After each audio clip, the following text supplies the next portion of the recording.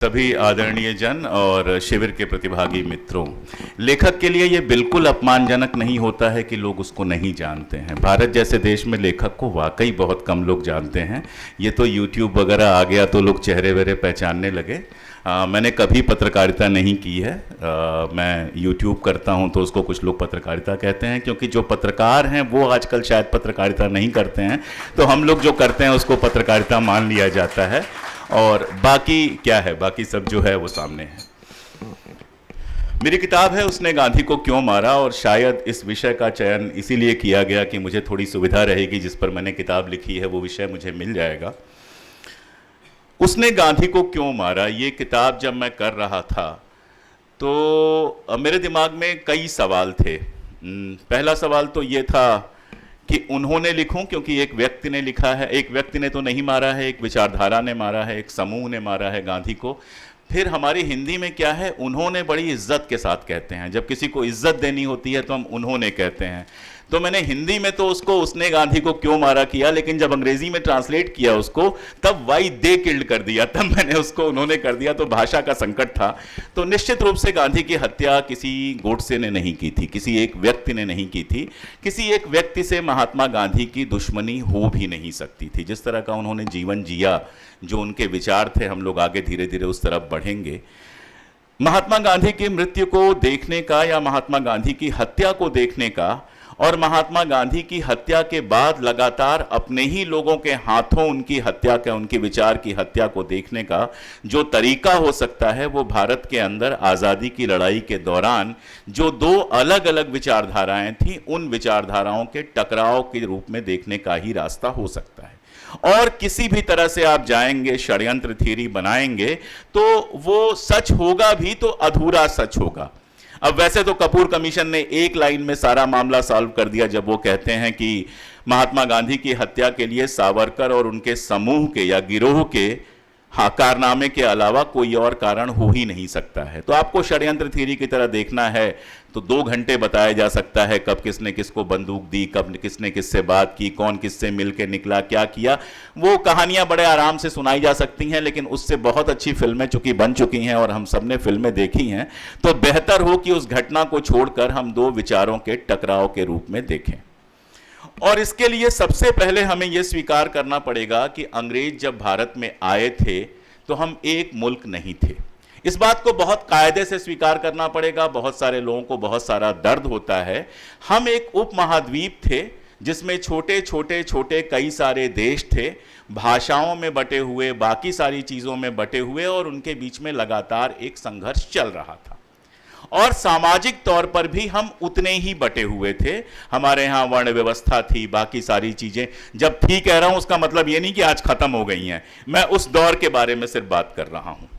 ऐसे में एक विदेशी ताकत आती है हमारे यहाँ। विदेशी वो इस रूप में थी कि हमारी जो साझा एक संस्कृति, एक कुछ चीज़ें जो कॉमन थी, कश्मीर से लेकर कन्याकुमारी तक या पेशावर से लेकर आप चले जाओ नॉर्थ ईस्ट तक, वहाँ तक जो कुछ चीज़ें हमारी कॉमन थी वो उनके साथ बिल्कुल अनकॉमन थी। वो एक नए तरह की थ्योरी लेकर आए थे, एक नए तरह का राज्य करने का सिद्धांत लेके आए थे। वाणिज्य जो था वो उनका मुख्य उद्देश्य था जब वो आए। और कॉलोनाइजेशन, पूरे यूरोप में जो विकास हुआ, कॉलोनाइजेशन उसके मूल में था। तो वो कॉलोनी बनाने के लिए आए थे, ये बिल्कुल क्लियर था। उपनिवेश बनाने के लिए वो आए थे। और 1857 से लेकर उसके पहले का जो इतिहास है वो अंग्रेजों के यहां पर कब्जे का इतिहास है। और 1857 के बाद असल में इंडिया एक विचार के रूप में विकसित होना शुरू होता है। 1857 में जो हमारा विद्रोह था, महान विद्रोह था, उसके लिए हृदय में पूरा सम्मान है। और काश वो सफल हो गया होता, ये भी कई बार मन में आता है। सावरकर की जो मैं सिर्फ एक बात के लिए इज्जत करता हूं वो ये कि इंग्लैंड में रहते हुए उन्होंने 1857 का 50वां वर्ष न केवल मनाया, बल्कि 1857 पर एक किताब लिखी जो भले प्रोपेगेंडा की किताब है लेकिन बेहद महत्वपूर्ण किताब है, सबको पढ़नी चाहिए। और उसमें बहुत सारी ऐसी चीजें हैं जो काम की हैं, और वो सावरकर देश के बहुत काम के हो सकते थे अगर वैसे ही होते तो। लेकिन 1857 की लड़ाई को जब आप देखेंगे तो आप एक और चीज महसूस करेंगे जो एक भारतीय के रूप में आपको कष्ट पहुंचा सकती है, लेकिन इतिहास के विद्यार्थी के रूप में आपको आगे बढ़ाती है, कि वो एक पिछड़ी हुई व्यवस्था और एक एडवांस व्यवस्था के बीच में लड़ाई थी। सिर्फ इसमें नहीं कि उनके पास एडवांस बंदूकें थी, एडवांस सेनाएं थी, दूरसंचार था, सिर्फ इतनी ही बात नहीं थी। हम एक ऐसी व्यवस्था को फिर से स्थापित करना चाह रहे थे जो दुनिया में अब धीरे धीरे नकारी जा रही थी। एक सामंती व्यवस्था को हम दोबारा स्थापित करने की कोशिश कर रहे थे। बहादुर शाह जफर को जब हम बनाते हैं, गद्दी पर बिठाते हैं, कहते हैं कि ये हमारे प्रतीक होंगे, तो एक उसका यह है कि हिंदू मुसलमान एकता का एक बड़े प्रतीक आपको दिखाई देता है कि ज्यादातर सैनिक हिंदू थे, लेकिन उन्होंने बहादुर शाह जफर को अपना नायक बनाकर पेश किया। लेकिन दूसरा यह समझ में आता है कि जो मुगल साम्राज्य पिछले 100 सालों में अपनी ही कमजोरियों, अपनी ही गलतियों और अपने ही पिछड़ेपन के चलते लगातार खत्म होता गया था, वो कैसे एक नए सपने का प्रतीक हो सकता था? वो एक नए सपने का प्रतीक हो ही नहीं सकता था। तो 1857 की जो जीत अंग्रेजों की है, वो एक आगे बढ़ी हुई अग्रिम व्यवस्था की, एक पिछड़ी व्यवस्था के ऊपर जीत थी। और वहां से ही यह विचार शुरू होता है। 1857 खत्म होता है, 10 साल 15 साल तो लल रहना ही था, 15 साल तो उस हार का दर्द और उस हार की समस्याएं रहनी ही थी, लेकिन 15-20 साल में फिर से सामाजिक आलोड़न शुरू होता है और धीरे धीरे आजादी की लड़ाई के लिए एक तरह का आप कह सकते हैं विचार विकसित होना शुरू होता है। और इस विचार में सबसे महत्वपूर्ण बात यह थी कि आजाद होने के बाद भारत कैसा होगा, हम कैसा भारत बनाएंगे। यह वो सपना था जिसपे अलग अलग विचारधाराएं अलग होती हैं। एक क्रांतिकारी विचारधारा थी, महाराष्ट्र जिसका एक शानदार केंद्र रहा है। वो क्रांतिकारी विचारधारा बम और बंदूक लेकर आई थी, हिंसा लेकर आई थी। बाद में उसने आयरलैंड और बाकी सारी जगहों पर जो हिंसक क्रांतियां हुई थीं, उन क्रांतियों से प्रेरणा भी ली। लेकिन उसके सपनों का भारत क्या था? उसके सपनों का भारत भगत सिंह के आने तक समझ में नहीं आता।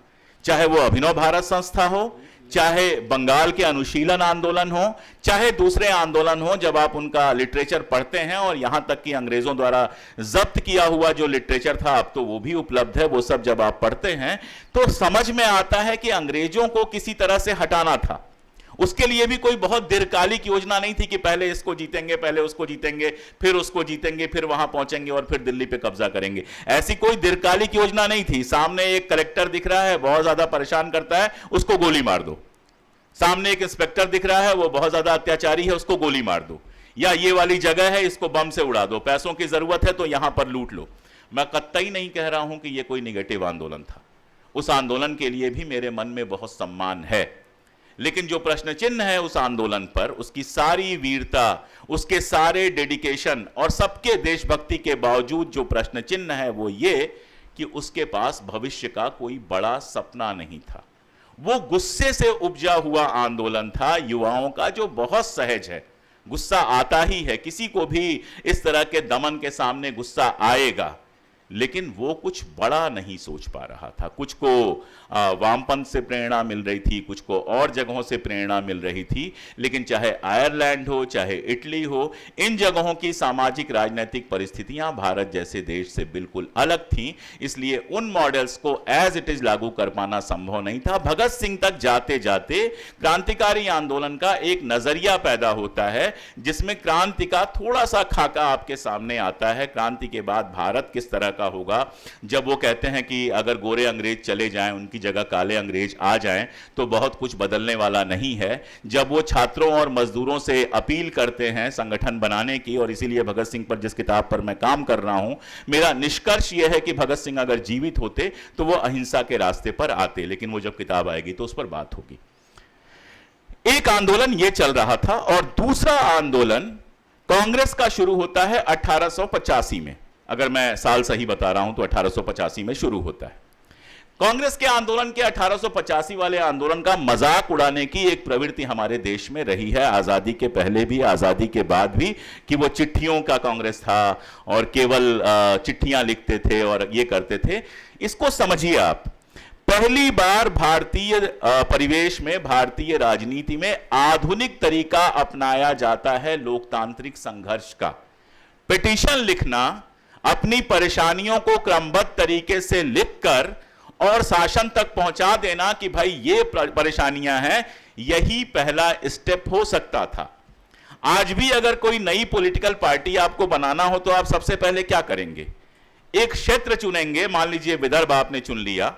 विदर्भ की समस्याओं को आप देखेंगे कि आपकी प्रायोरिटी में क्या समस्याएं हैं और उन समस्याओं पे संघर्ष करना शुरू करेंगे। कोई आरटीआई लगाएगा, कोई डीएम को ज्ञापन देगा, कोई मंत्री को ज्ञापन देगा, छोटे छोटे जुलूस निकालेंगे। ऐसे ही तो होगा, अनलेस आपको आम आदमी पार्टी ना बनानी हो जिसके लिए पैसा और बाकी सारा कुछ पहले ही तैयार हो। वो आपको करना है तो बात अलग है, फिर दिल्ली में जो हुआ वो आप कर सकते हैं और सरकार बदल सकते हैं। लेकिन अगर आपको एक पॉलिटिकल पार्टी बनानी है तो यही तरीका होता है। और 1885 में वो पॉलिटिकल पार्टी बनाने का प्रोसेस शुरू होता है, नोइंगली या अननोइंगली। मैं ये भी नहीं कह रहा हूं कि सब कुछ प्लान करके किया गया था, लेकिन वो चल उसी राह पर रहा था। और इसीलिए आप देखते हैं कि उसमें लिबरल अंग्रेजों का भी हमको शुरू में साथ मिलता है। गांधी आकर, और ये मुझे यहां बताने की जरूरत नहीं है, मुझसे बहुत ज्यादा गांधी को जानने वाले लोग यहां बैठे हैं, तो मुझे बताने की जरूरत नहीं है कि गांधी इस एलीट मूवमेंट को जनता के बीच लेकर जाते हैं। लेकिन सिर्फ इतना ही सच तो नहीं है कि जनता के बीच लेकर जाते हैं, जनता के बीच कोई और लेकर क्यों नहीं जा सका? क्या उनके पहले के जो नेता थे वो कम योग्य थे, कम पढ़े लिखे थे, कम समर्पित थे? बिल्कुल नहीं। गोपाल कृष्ण गोखले को तो वो अपना नेता समझते थे। गोपाल कृष्ण गोखले जब साउथ अफ्रीका जाते हैं या यहां पर जब आते हैं, पुणे में गोखले साहब से मिलते हैं, तिलक साहब से मिलते हैं, इन लोगों को गांधी अपना नेता समझते थे। लेकिन गांधी वो क्यों कर पाए जो बाकी लोग नहीं कर पाए? मैं सिर्फ 3 चीजें, रास्ते में भी कल आपसे बात कर रहा था कि गांधीवाद कोई सेमेटिक धर्म नहीं है। गांधीवाद के अलावा जो विचारधाराएं हैं, जैसे वामपंथी आप देख लीजिए, एक किताब की विचारधारा है, पूंजी से आगे पीछे नहीं होते हैं, पूंजी के अंदर आपको जितनी बहस करनी है कर लीजिए। गांधी ने कोई पूंजी नहीं लिखी। कई बार लड़के मुझसे कहते हैं कि सर गांधीवाद समझना है, कौन सी किताब पढ़ूं? तो सच में कोई एक किताब मेरे समझ में नहीं आती है कि इनको एक किताब बता दो और गांधीवाद समझ में आ जाए। मैं 4-5 किताबों का एक क्रम बना के दे देता हूं कि इसको पढ़ लो और उसके साथ साथ जो है नवजीवन वगैरह से कुछ किताबें मंगा के, जो पतली पतली गांधी जी की किताबें हैं अहिंसा पर, बाकी सब वो पढ़ते रहो। तो गांधी ने कोई ऐसी विचारधारा नहीं दी जो एक किताब में सूत्रबद्ध विचारधारा हो। गांधी, जैसा कि बता रहे थे आपकी, लगातार काम करते रहे और अपने काम से लगातार सीखते रहे और वही सिखाते रहे। लेकिन इस पूरी प्रक्रिया में 3 ऐसी चीजें थीं जो गांधी जी की शुरुआत से लेकर और उनकी हत्या तक नहीं बदलती हैं, बल्कि उनकी हत्या की वजह बनती हैं। उन 3 सिद्धांतों पर अगर कोई चलता है तो मैं मानता हूं कि वो महात्मा गांधी के रास्ते पर चल रहा है। सबसे प्रमुख अहिंसा, अहिंसा के बारे में हम बात करेंगे। दूसरा सर्वधर्म समभाव, और तीसरा जातीय भेदभाव का विरोध। मैं यहां यह नहीं कह रहा हूं कि अंबेडकर बेहतर थे या गांधी बेहतर थे, इस तरह की बहसों में मैं बिल्कुल नहीं पड़ता। यह मुझे दुनिया की सबसे मूर्खतापूर्ण बहसें लगती हैं। लेकिन गांधी जहां से शुरुआत करते हैं और जहां अंत करते हैं, जातिवाद का विरोध उनके एजेंडा में हमेशा बना रहता है, सर्वधर्म समभाव उनके एजेंडा में हमेशा बना रहता है, और अहिंसा उनके एजेंडा में हमेशा बनी रहती है। ये तीनों आपको कौन सा लिवरेज देते हैं जानते हैं? ये आपको मोरल लिवरेज देते हैं, नैतिक बल आपको देते हैं, नैतिक साहस देते हैं आपको। आप दुनिया के सामने खड़े होकर, और उस दुनिया के सामने जिसके पास जेट बन रहे थे, हवाई जहाजें बन रही थीं, जो दूसरी आलमी जंग, दूसरा विश्व युद्ध करने जा रही थी, पहला विश्व युद्ध कर रही थी, जिसके पास सारी ताकत और पैसा था, वहां पर गांधी इन 3 नैतिक मूल्यों के साथ आते हैं और ये स्थापित करते हैं कि ये भारतीय संस्कृति के मूल में है। जो बात आप, अब जिस बात से आपने अपनी बात खत्म की थी, धर्म को वो दूसरे प्लेन पर लेकर चले जाते हैं। जो धर्म कुछ पंडे पुजारियों के कैद में था, उसको उससे मुक्त करके आम जनता के बीच लेकर जाते हैं और धर्म से उदाहरण देकर सर्वधर्म समभाव, अहिंसा और जातिवाद के विरोध की बात करते हैं। एक छोटा सा किस्सा मैं आपको सुना दूं। जो लोग गुजरात से परिचित होंगे, मैं तो काफी टाइम वहां पे रहा हूं, बोरसद करके एक जगह है, बोरसद, डाकोर बोरसद, ये सब है। बोरसद में एक कार्यक्रम था जिसमें गांधी जी को बुलाया गया था और उसमें मनुस्मृति पर बात होनी थी। बापू जा नहीं पाए, मेरे ख्याल से 1920-21 की बात थी ये, वो जा नहीं पाए, लेकिन उन्होंने एक पत्र लिखा और उस पत्र में लिखा कि पहले तो मनुस्मृति में ज्यादातर जो चीजें हैं वो क्षेपित हैं, बाद में जोड़ी गई हैं।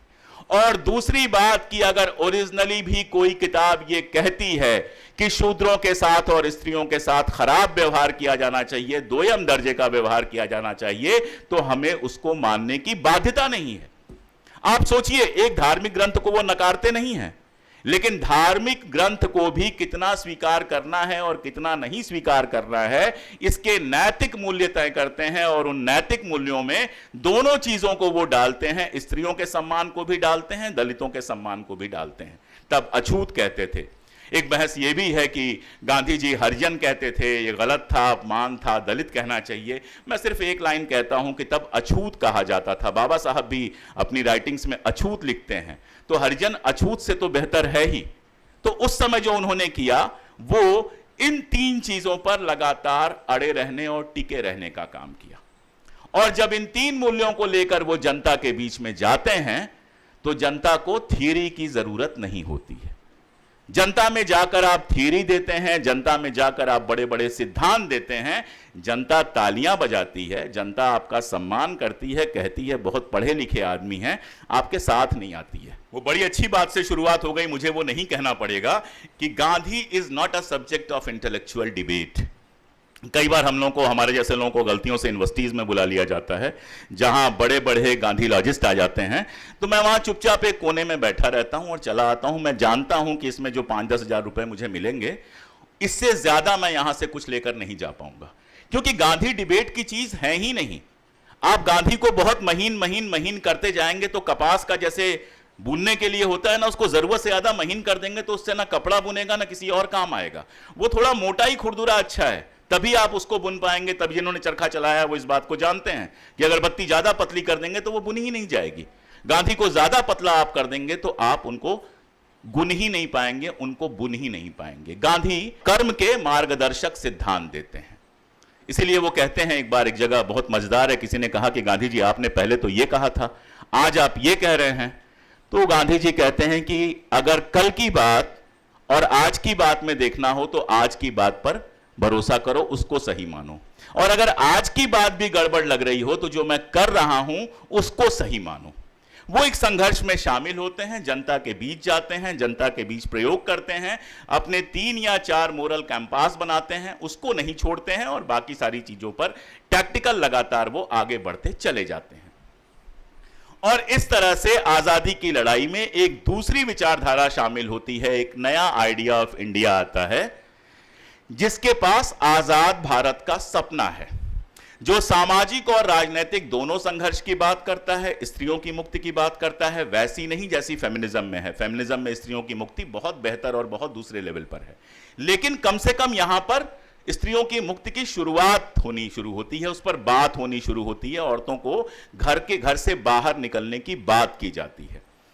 दलितों की मुक्ति की बात करती है, वैसी नहीं जैसी डॉक्टर अंबेडकर करते हैं, वो बिल्कुल दूसरे हायर प्लेन पे करते हैं, लेकिन यहां एक शुरुआत होती है, एक मुद्दा जो हमारे सामाजिक विमर्श में था ही नहीं, वो मुद्दा हमारे सामाजिक विमर्श में शामिल होता है। अहिंसा की बात होती है और सर्वधर्म संभाव की बात होती है, जिसको मैं बड़े गर्व से इंडियन सेकुलरिज्म कहता हूं।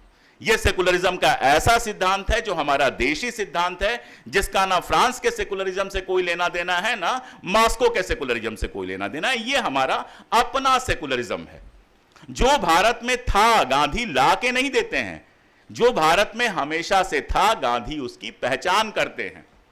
जो लोग पुराने लोग होंगे वो जानते हैं, माह मुहर्रम चल रहा है, ये आशुरा मेरे ख्याल से कल या परसों है, और मैं इसी महीने में पैदा हुआ था। तो जिस दिन पैदा हुआ, एक दिन बाद मेरे दरवाजे पर ताजिया आता है, और वो हम लोग का पैर के अंगूठे से उसको छुलाया जाता है, वो हमारे यहां होता है, तो वो छुलाया गया। वो उतना ही पवित्र था जितना कि जो हमारे यहां डी बाबा बने थे वहां ले जाकर मुझे छुलाया गया होगा। तो ये सेकुलरिज्म समाज में था, गांधी लेके नहीं आए थे, गांधी ने उसको पहचाना और पहचान कर प्रमोट किया। यहां मैं आपको एक और बात बता दूं, भाषा वगैरह का बहुत बवाल चल रहा है। एक किस्सा आता है कि सरदार पटेल ने एक बार गांधी जी से कहा कि मुसलमानों के साथ एकता कैसे होगी, बहुत शुरू की बात है। बोले मुसलमान तो नॉनवेज खाते हैं और हिंदू नॉनवेज नहीं खाते हैं। तो गांधी जी हंसे।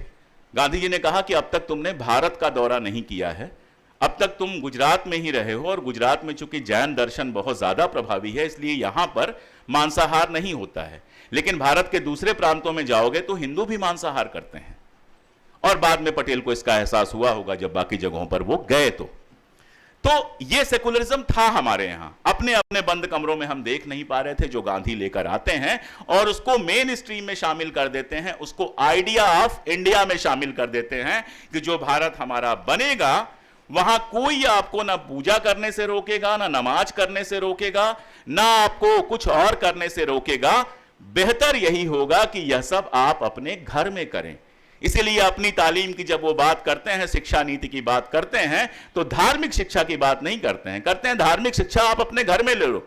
विद्यालय में जो शिक्षा होगी वो सर्वधर्म संभाव की शिक्षा होगी, वो सेकुलरिज्म की शिक्षा होगी, ताकि जो हमारा नागरिक तैयार हो, जो हमारी अगली अगली और उसकी अगली पीढ़ी तैयार हो, उसके लिए धर्म घर में रखने वाली चीज हो, गर्व करने वाली चीज हो, लेकिन घर में रखने वाली चीज हो और नफरत की चीज ना बने।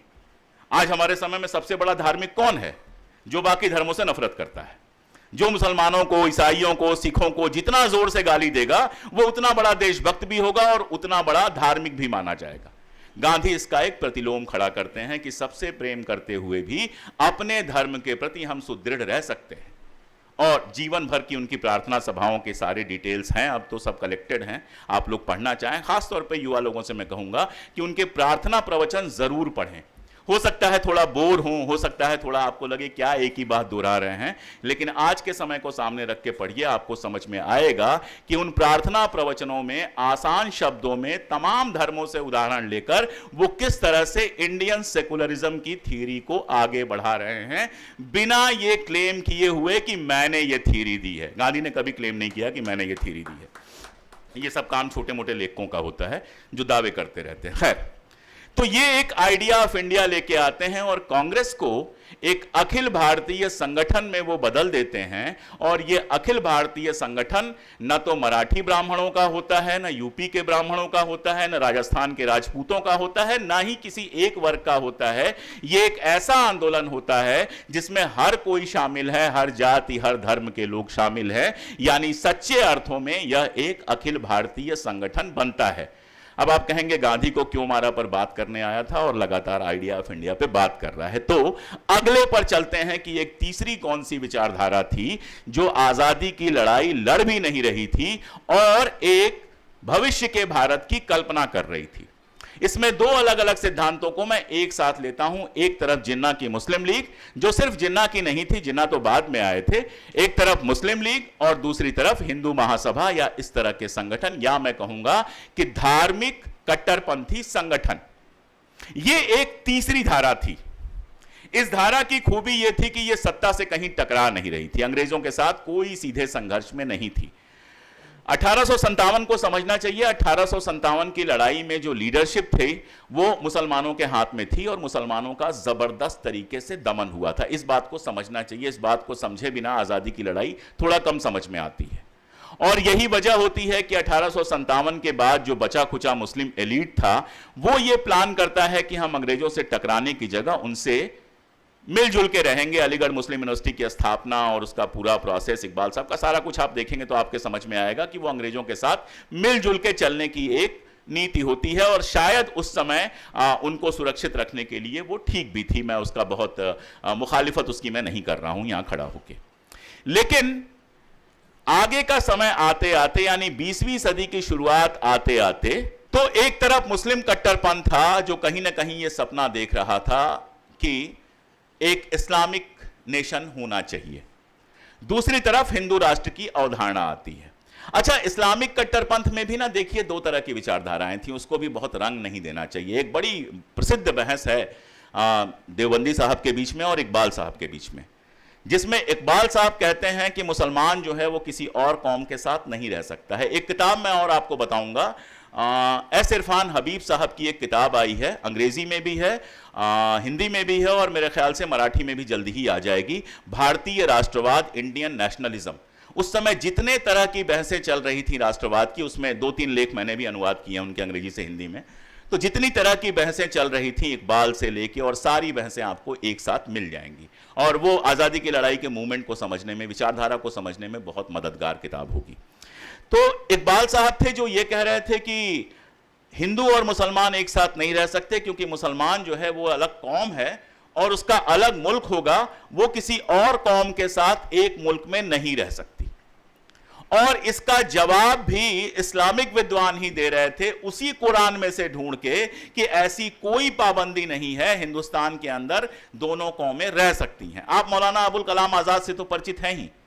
मौलाना अबुल कलाम आजाद सबसे पहले और सबसे ज्यादा कुरान के एक्सपर्ट थे।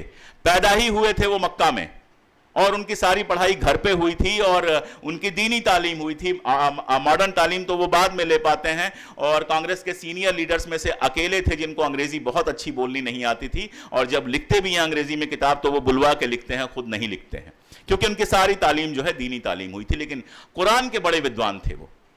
उसी कुरान से ढूंढ ढूंढ के वो एग्जाम्पल लेके आ रहे थे कि मुसलमान और हिंदू साथ में रह सकते हैं। ये स्पेशल उदाहरण मैं इसलिए आपको दे रहा हूं क्योंकि ये दोनों तरफ चल रहा था। सावरकर, आरएसएस और हिंदू कट्टरपंथ पूरा राष्ट्र के नए सिद्धांत दे रहा था, और सबका मतलब उसके डिटेल में जाने की जरूरत नहीं है, इतना ही था कि हिंदुओं का अलग राष्ट्र होना चाहिए, और अगर उसमें मुसलमान ईसाई रहते भी हैं तो दोयम दर्जे के। गांधी उसी गीता में से, उसी महाभारत में से, उसी धार्मिक ग्रंथों में से एग्जाम्पल देकर बाकायदा सामने बताते हैं कि कैसे सारे धर्म साथ रह सकते हैं, इनके अंदर कहीं कोई दिक्कत नहीं है।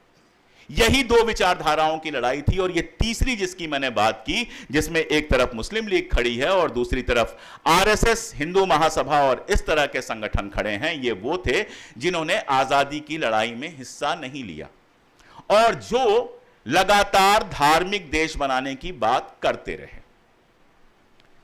आप कभी ध्यान दीजिएगा, क्रांतिकारी कांग्रेस के लोगों से नाराज भी रहते थे, और अब तो इतने सारे रिसर्च आ गए हैं कि कांग्रेस के लोगों ने क्रांतिकारियों का बहुत सहयोग किया, हर लेवल पर सहयोग किया। एक कामा मैकलियन की किताब आई है, आपने मना किया था कोट मत करना, लेकिन मेरी आदत में है जी। एक कामा मैकलियन की किताब आई है जिसमें उन्होंने भारतीय क्रांतिकारियों पर बात की है और बताया है कि किस तरह कांग्रेस के लोग भारतीय क्रांतिकारियों की मदद किया करते थे, क्रांतिकारी आंदोलन की मदद किया करते थे। कभी आपने सुना कि किसी क्रांतिकारी ने किसी कांग्रेसी नेता की हत्या की हो? एक उदाहरण मुझे बता दीजिए। गांधी जैसा तो छोड़ ही दीजिए, नीचे के भी किसी नेता की हत्या की हो। या कभी आपने सुना कि किसी कांग्रेसी नेता ने गवाही दिलवाकर किसी क्रांतिकारी को जेल में बंद किया हो? इसको मैं कहता हूं कि ये दो रास्ते थे लेकिन मंजिल एक थी। क्रांतिकारी आंदोलन और कांग्रेस का आंदोलन, ये दो अलग अलग रास्ते थे, ये मंजिल एक थी। ये ऐसा था कि नागपुर आपको आना है दिल्ली से तो आप फ्लाइट से आएंगे कि ट्रेन से आएंगे, या फिर आप रुकते रुकाते आएंगे, ये फर्क था। दूसरी तरफ विचारधारा थी मुस्लिम लीग और हिंदू महासभा की, जिसकी मंजिल ही अलग थी, आइडिया ऑफ इंडिया ही अलग था। वो भारत वो बनाना ही नहीं चाहते थे जो क्रांतिकारियों या कांग्रेस के सपनों का भारत था, उनके सपनों का भारत ही अलग था। और यही वजह है कि गांधी दोनों विचारधाराओं के लिए सबसे बड़े शत्रु बनकर आते हैं। दोनों जब मैं कह रहा हूं तो मुस्लिम लीग और हिंदू महासभा की बात कर रहा हूं, क्रांतिकारी की बात नहीं कर रहा। आप मुस्लिम लीग का पूरा देखिए। मुस्लिम लीग को सबसे ज्यादा अगर किसी से प्रॉब्लम थी, गांधी से भी ज्यादा किसी से प्रॉब्लम थी, तो उन मुसलमानों से प्रॉब्लम थी जो हिंदू मुस्लिम एकता की बात कर रहे थे। मौलाना आजाद को गोली मारने की कोशिश की गई, खान अब्दुल गफ्फार खान के सगे भाई और उनकी पत्नी को गोली मार दी गई। खान अब्दुल गफ्फार खान के ऊपर कितनी ही बार हमले हुए। खान अब्दुल गफ्फार खान भी मुसलमान थे, कभी उन्होंने धर्म तो छोड़ा नहीं, नमाज पढ़ना तो कभी छोड़ा नहीं।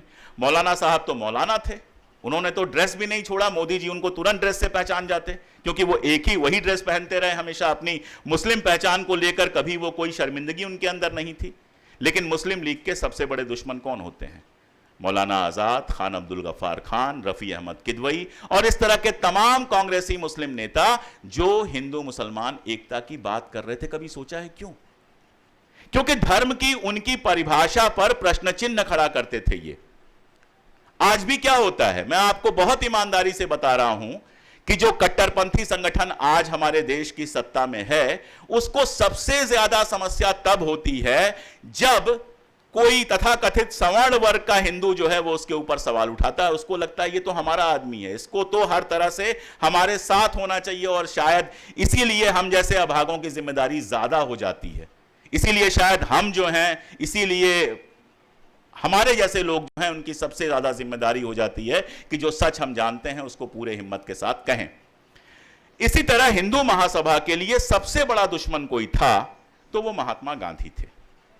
कारण बहुत साफ है, सनातन शब्द आज बहुत प्रचलित हो चुका है, बहुत ज्यादा प्रचलित हो चुका है, और ऐसा मान लिया गया है कि हिंदू होने का मतलब सनातन होना है। सनातन और हिंदू जो हैं वो कोई पैरेलल चीज है, कोई बिल्कुल साथ साथ चलने वाली चीज है।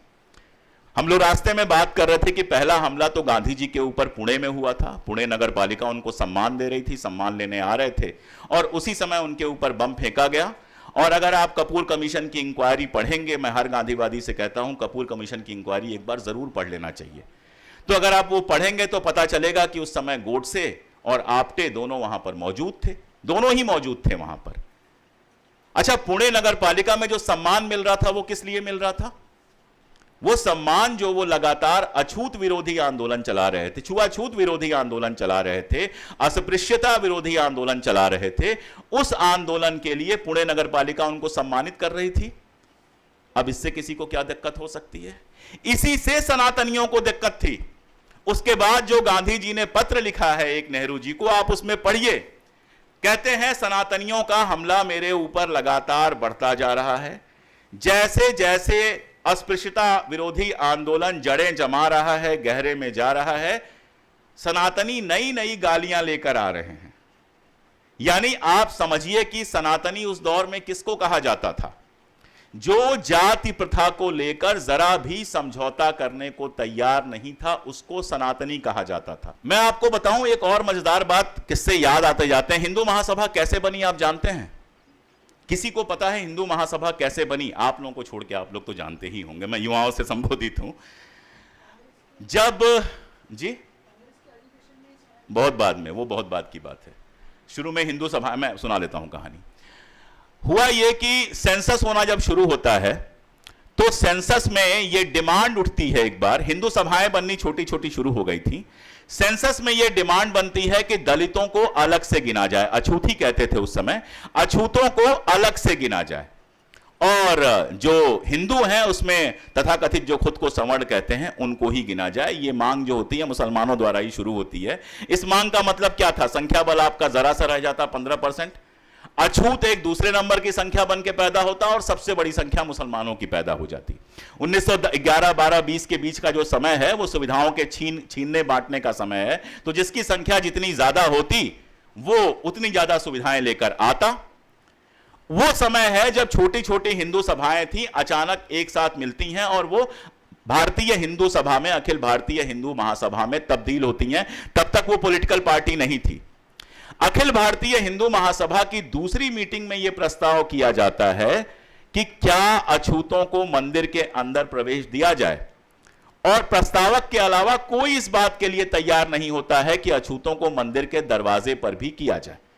इस बात पर वो मुतमईन है कि अछूतों को हिंदुओं के साथ गिना जाए ताकि हमारी संख्या बड़ी दिखाई दे, ताकि हम बहुसंख्यक दिखाई दें। लेकिन मंदिर के अंदर आने के लिए कतई वो अलाउ नहीं करते हैं। ये सनातनी लोग थे, उनको उस जमाने में सनातनी कहा जाता था। आप उस दौर की कोई भी किताब पढ़िए, और दोबारा जब सनातन शब्द लाया जा रहा है तो दरअसल उसको ऐसे ही लाया जा रहा है कि हिंदू धर्म को उसकी सभी रूढ़िगत मूल्य मान्यताओं के साथ जो स्वीकार करता है, हिंदू धर्म में सुधार का जो कोई भी स्कोप नहीं देखता है, उसको सनातनी कहा जाएगा। और मैं यहां बैठे मित्रों से यह शेयर करूं कि गांधी जी की पहली लड़ाई उन्हीं सनातनियों के साथ थी। और गांधी जी के ऊपर हमले का, अगर अफ्रीका को छोड़ दें, 2 हमले अफ्रीका में हुए थे, उनको छोड़ दें, तो भारत के अंदर जो भी हमले उनके ऊपर हुए हैं इन्हीं सनातनियों ने किए हैं। क्यों? क्योंकि हिंदू धर्म का जो दर्शन वो लेकर जा रहे थे, हिंदू धर्म का जो स्वरूप वो लेकर जा रहे थे, गांधी उसके सामने हिंदू धर्म का विराट स्वरूप खड़ा कर दे रहे थे। गांधी उसके सामने हिंदू धर्म का एक आधुनिक स्वरूप पैदा कर रहे थे। यह सुनकर बहुत लोगों को आश्चर्य हो सकता है कि गांधी और आधुनिक, लेकिन मैं पूरे विश्वास के साथ और पूरे आत्मसम्मान के साथ यह बात कहना चाहता हूं कि गांधी न केवल हिंदू धर्म का बल्कि भारतीय समाज का एक आधुनिक विकल्प लेकर सामने आते हैं। और इसी वजह से जनता ऑक्सफोर्ड से पढ़े हुए जवाहरलाल नेहरू से लेकर और गांव में रहने वाले व्यक्ति तक जनता उनके साथ खड़ी होती है। कभी आपने सोचा है कि गांधी ने नेहरू को अपना उत्तराधिकारी क्यों बनाया? कोई आपको दोनों में साम्य दिखाई देता है? क्योंकि गांधी का स्वाभाविक जो अगला कदम था वो नेहरू थे। गांधी के बिना नेहरू नहीं हो सकते। आप गांधी को काट दीजिए, नेहरू के लिए जगह ही नहीं बचती है। या तो नेहरू कम्युनिस्ट हो जाते या अपनी बाप की तरह वकालत करते रहते, और कोई रास्ता था ही नहीं जिससे नेहरू आजादी की लड़ाई में शामिल हो पाते। गांधी ने वो बड़ा बेस तैयार किया जिसमें पटना के डॉक्टर राजेंद्र प्रसाद, बेहद उस जमाने के मकबूल वकील, रोज शराब और सिगरेट पीने वाले, ब्रिज खेलने वाले सरदार पटेल, इंग्लैंड से पढ़ के आए जिन्होंने कभी देखा नहीं था गांव कैसा होता है, वो जवाहरलाल नेहरू, मक्का में पैदा हुए दीनी तालीम लेने वाले मौलाना अबुल कलाम आजाद, और कितने नाम मैं गिनाऊं। ये जो वास्ट भारतीय प्रतिनिधि हैं, अलग अलग तरह के भारत के प्रतिनिधि हैं, इन सब के लिए एक कॉमन रास्ता तैयार करते हैं महात्मा गांधी, जो सावरकर के लिए, जो हिंदू महासभा के लिए और उनके सपनों के लिए सबसे बड़ा रोड़ा है। एक बार सावरकर ने अपने बड़े भाई को एक पत्र लिखा, और उस समय दोनों लोग कष्ट में थे। जेल में थे तो कष्ट नहीं था ऐसा कहना अमानवीयता होगा। जेल में थे और कष्ट झेला। माफी वाफी पे बात बाद में कभी कर लेंगे। उसमें उन्होंने लिखा कि आज के कष्ट मैं इसलिए झेल लेता हूं कि मैं जानता हूं कि इस समय को सावरकर के समय के रूप में याद किया जाएगा। हम सब जानते हैं कि उस समय को गांधी के समय के रूप में याद किया जाता है। यह उदाहरण मैं बार बार इसलिए नहीं देता हूं कि मुझे सावरकर को छोटा दिखाना, मेरी कोई निजी दुश्मनी नहीं है।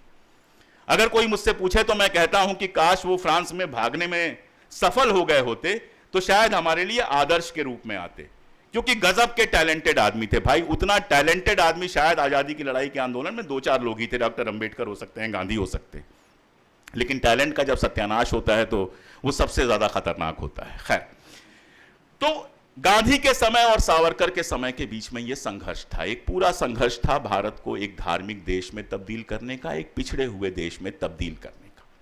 किसी ने फलस्तीन और इजराइल का नाम लिया, शायद आपने लिया था फलस्तीन और इजराइल का नाम। आप देखिए 1946 में गांधी फलस्तीन के फेवर में वक्तव्य देते हैं। बाल्फोर मेरे ख्याल से 1920 या 21 में आया था, 46 में पहला वहां पर आवर्जन शुरू होता है और महात्मा गांधी फलस्तीन पे बोलते हैं। हिटलर को चिट्ठी लिखते हैं सेकेंड वर्ल्ड वॉर में, और लगातार भारत छोड़ो आंदोलन का जो उन्वान वो करते हैं, उस समय की उनकी चिट्ठियां आप पढ़िए, वो आजादी को किस तरह से और अहिंसा को किस तरह से देख रहे थे। और इन सब को आप जोड़िए तो समझ में आता है कि वो एक आधुनिक भारत की परिकल्पना कर रहे थे, जो हमारे संविधान में एक हद तक परिलक्षित होता है बाद में जाकर। और उसी के सामने आप सावरकर को पढ़ लीजिए तो समझ में आता है कि वो किस तरह के भारत का स्वप्न देख रहे थे। और इसीलिए उस तरह के भारत के स्वप्न के लिए दंगे जरूरी थे, और इस तरह के भारत के स्वप्न के लिए दंगे रुकवाने के लिए नोआखली जैसा प्रयास जरूरी था। ये इन दो चीजों के बीच में संघर्ष था, ये जान लेने और जान देने के बीच का संघर्ष था। वो तो आप लोग जानते ही होंगे कि गांधी जी कहते हैं कि जैसे हिंसा का सिद्धांत मानने वालों को मारने की कला, हत्या की कला सीखना जरूरी होता है, वैसे ही अहिंसा का सिद्धांत मानने वालों को मरने की कला, द आर्ट ऑफ डाइंग, सीखना जरूरी होता है। और फिर वो कहते हैं कि मरने की कला जीवन की कला की कोरोलरी के रूप में आपके सामने आती है, यानी जब आप जिंदगी को पूरी ताकत और ईमानदारी के साथ जीना सीख जाते हो तो मरने से आपका डर खत्म हो जाता है और मरने की कला आती है। एक तरफ यह सिद्धांत है, एक तरफ यह सिद्धांत है जो जेल में जाता है और कहता है मैं किसी तरह का कोई जमानत नहीं मांगूंगा, जो अपने बेटे के लिए कहता है कि सबसे कड़ी से कड़ी जो सजा हो वो दीजिए।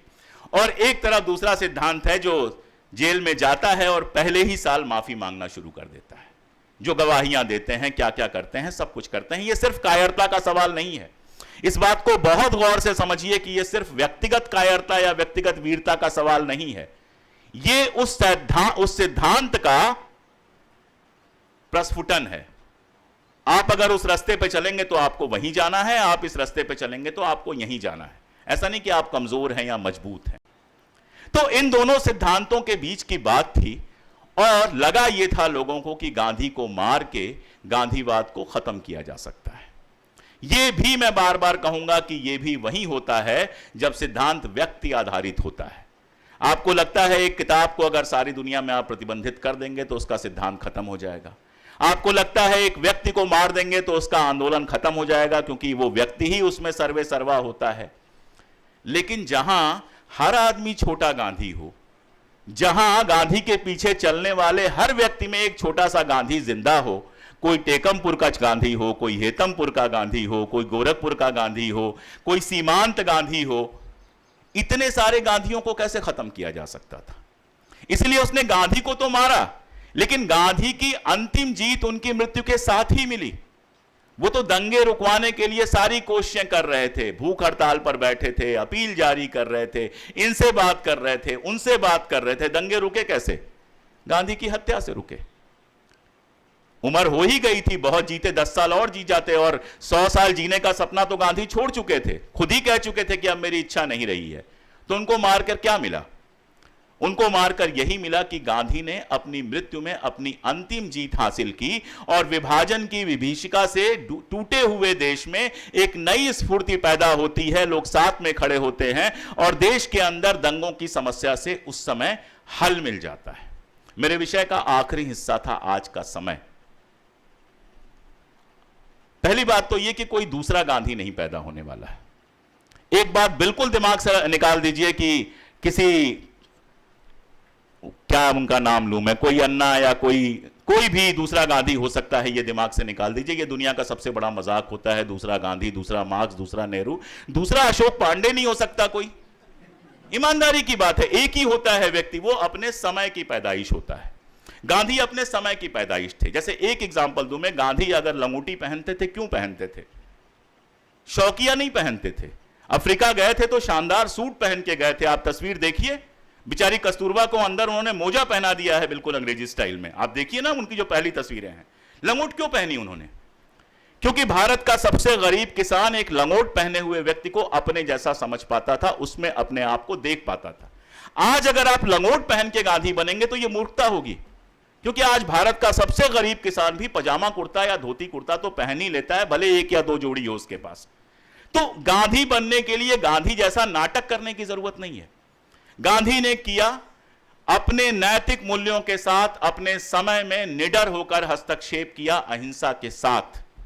हमारे समय में गांधी के रास्ते पे चलने का एक ही अर्थ हो सकता है, इन मोरल वैल्यूज के साथ, इन नैतिक मूल्यों के साथ, बिना डरे, बिना हिचके, बिना जेल से डरे, बिना हत्या से डरे, बिना गरीबी से डरे, बिना ईडी, सीबीआई, इनकम टैक्स से डरे, अगर आप अपने मूल्यों के साथ, सत्य के साथ खड़े हो सकते हो तो आप गांधी के सिपाही हो, चाहे आप खादी पहनते हो, चाहे जीन्स पहनते हो, चाहे जो पहनते हो।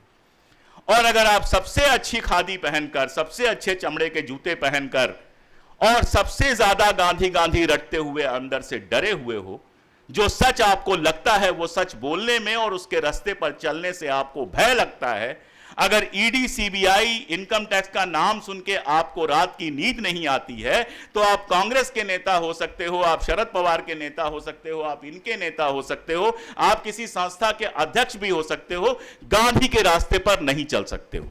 और याद रखो, आपको कोई नहीं मारेगा, क्योंकि आप इतने महत्वपूर्ण नहीं हो कि आपको मारा जाए। गांधी इतने महत्वपूर्ण थे कि उनको मारा गया। और अगर वाकई आप इतने महत्वपूर्ण हो जाते हो कि आपको मार दिया जाता है, तो अपनी मृत्यु में आप अपनी अंतिम जीत हासिल करोगे, जैसे गांधी ने हासिल की थी।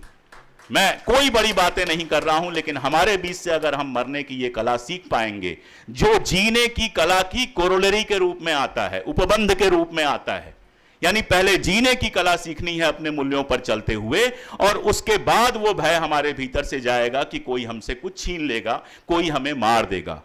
उस रास्ते पर मैं नहीं कह रहा हूं कि वहां तक पहुंच जाओ, ना मैं ये दावा कर रहा हूं कि मैं वहां तक पहुंच गया हूं, ये फिर एक जड़ मूर्खता होगी। लेकिन अगर उस रास्ते पर 2 कदम हम बढ़ा पाते हैं पूरी हिम्मत के साथ, तो हम गांधी के साथ हैं। और वो 3 मूल्य मैं दोहराकर अपनी बात करूंगा। वो 3 मूल्य आज के समय में उतने ही महत्वपूर्ण हैं और शायद हमेशा भारत जैसे देश में महत्वपूर्ण रहेंगे। अहिंसा, और अहिंसा कभी कमजोर की अहिंसा नहीं होती है। हमेशा एक मजबूत व्यक्ति अहिंसक हो सकता है। आप किसी को माफ तभी कर सकते हैं जब उसको सजा देने भर की ताकत आपके अंदर है। वो चूहे बिल्ली वाला गांधी जी एग्जाम्पल देते हैं कि चूहे की क्षमा किस काम की? भाई वो तो वैसे भी बिल्ली उसको काट के, अगर बिल्ली के अंदर क्षमा पैदा हो जाती है तो वो अहिंसा की क्षमा है।